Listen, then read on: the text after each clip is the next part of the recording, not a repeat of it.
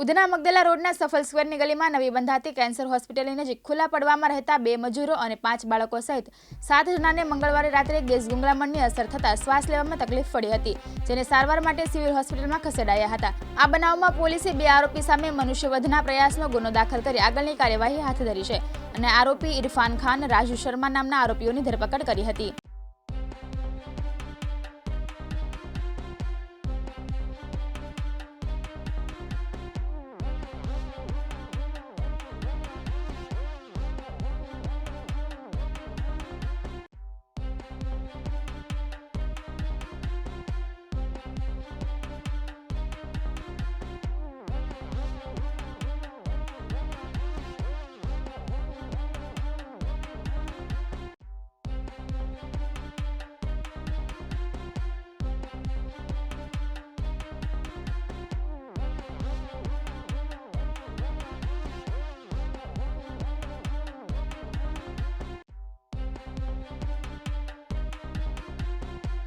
साबिर सैयद, दिव्यांग न्यूज़, सूरत।